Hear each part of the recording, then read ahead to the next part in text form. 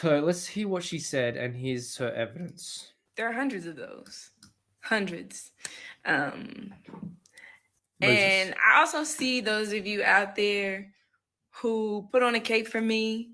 And that really does mean the world to me because, you know, there's nothing anybody can do about this.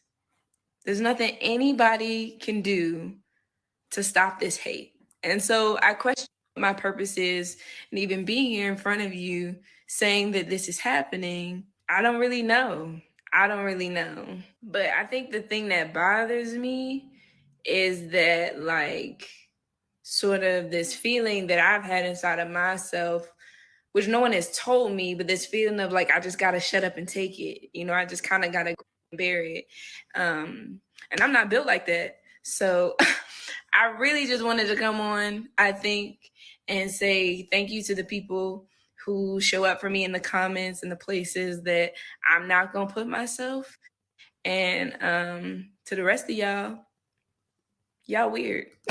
You're weird. Okay. So she said there was hundreds of these. Initially, Star Wars came out and said, look, there's going to be some backlash and it's going to be some racist stuff coming out, so we'll support you. That was before the show aired. And then, conveniently, I'm not doubting that this happened, but conveniently, as soon as the show airs, you get DMs sent to her. Apparently hundreds, she says, in this. Yes, someone used the N-word, but it was like, you're not the first black person in Star Wars. I'm like, okay, that's a true claim. Probably shouldn't have used the N-word to do it. But I mean, that's a true claim. He's not the first black person in Star Wars. The other one was like, you're not going to be remembered for this role. We don't like you as the character. It wasn't overly attacking from my point of view. It was just someone on the internet said, you're not that good.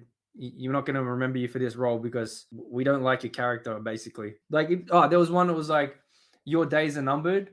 And I'm like, the person spelled it YOU''RE. I would disregard that immediately because they don't know any grammar. You don't know how to spell properly and you're given threats. Like, get the fuck out of here. Just delete it. Disney said, look, you're going to get these, so we'll support you. So as soon as she gets some, she goes, look, I got some. And Disney comes out. We're proud to welcome Moses Ingram to the Star Wars family and excited for Reva's story to unfold. She never existed in the original trilogy or the canon. If anyone intends to make her feel in any way unwelcome, we have one thing for you to say: we resist. Okay. And then they added, there are more than 20 million sentient species in this Star Wars galaxy. Don't choose to be a racist. So we know what they're doing. They're trying to say, look, she got some DMs and now we're going to support her, and don't choose to be a racist when there's 20 million sentient species. But it's not just this. How many other things that we've seen from Star Wars or from Lucasfilm, Disney Lucasfilm, Pablo Hidalgo, and people are trying to say, no, it's about her getting the DMs and they're racist. Like, well, some of them were just talking about she's not going to be remembered for her role because it's a shitty character and they don't like what they've done to the show. I mean, that one should discount itself immediately. And then whoever doesn't spell properly, discount it immediately. Okay, one person used the M word. They said, you're not the first in Star Wars. There have been many different people of color in Star Wars. Many different people of color in Star Wars. Because she came out and also said, it's 2022. We've got droids and all these different aliens, but we don't have people of color. What the fuck was all this?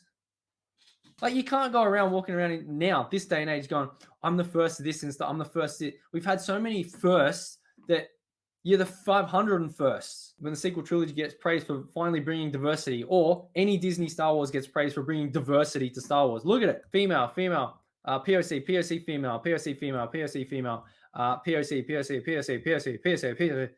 female. Look how many there are. And just discount all the white chicks in it. Like, you can't sit here with a straight face and go, I'm the first POC. What about what happened with Tandy Newton? What about what happened with her? She was not pleased with the end result for Val. She said in the inverse interview, because this was when Solo came out. It's a terrible movie. This is a big, big mistake, not because of me, because I wanted to come back.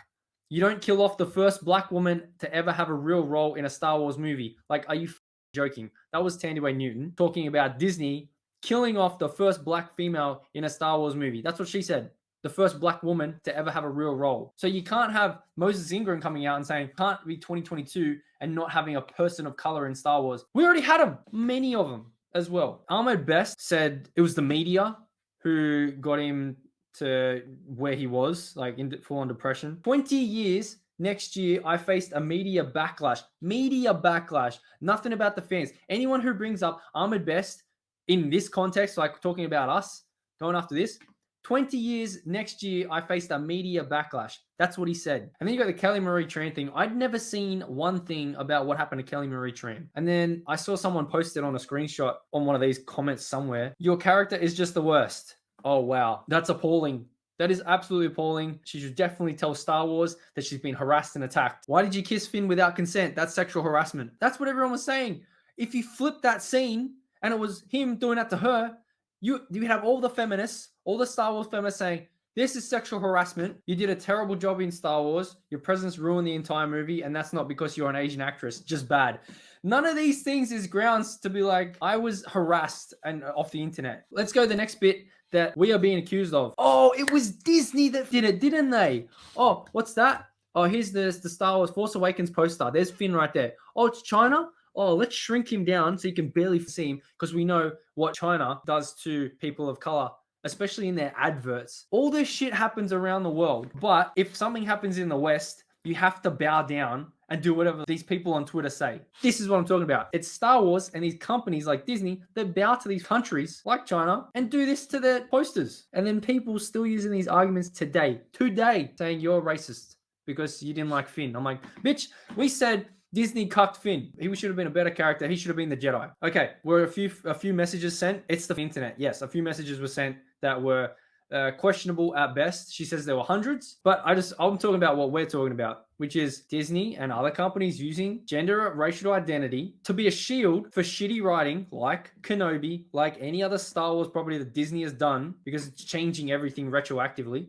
It's retconning things in the show happening right now that they did in Rebels. They killed the Grand Inquisitor in like the second episode, and she killed him. But wait, he's in Rebels. So how does that work? They f***ed up their own lore and continuity. Still think the Grand Inquisitor is a bait and switch? Yeah, they're going to bring him back somehow, and it's going to keep their lore and continuity together. Based on how he got stabbed, he should be actually dead. He just straight through it. Yeah, he's done. She could have just sliced him in half too after that. Like, come on. Lucasfilm, they're making all this connecting tissue to the story that was already done. The continuity, they had to erase 40 years of EU to get close to a semblance of logical canon. This guy doesn't know how the canon system worked, obviously, the tiered canon system.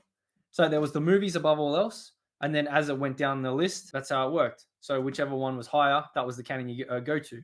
This guy obviously doesn't know that, because he said they had to wipe it all out. No, they wiped it all out so they could make their own canon and make their own stories and TV shows to line up with their own shows, which aren't even happening right now, because if the Grand Inquisitor does stay dead, then that ruins Rebels. This is how I take it now. The movies, 1 to 6, are its own timeline, and then TCW is its own timeline, Rebels is its own timeline, and then all the Disney stuff is its own stuff, based on the sequels, Mandalorian. It's all its own multiverse. That's what I'm saying. However you want to take it, that's how I'm taking it. It's all its own timelines. That's where we're at now with Star Wars.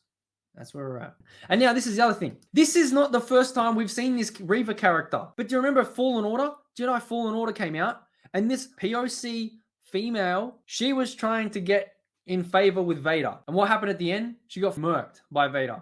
But it's the same story. Female POC trying to get in favor with Vader turns to help Cal at the end. It's the same story. They've cut and pasted their own shit. They did it with episode 4. They're doing it with their own continuity and their own stories in the games. How dumb is this? This is what happens when you got Disney and Lucasfilm writing these shows. Walk around the... Oh my God. It is ridiculous. Like, how stupid do you have to be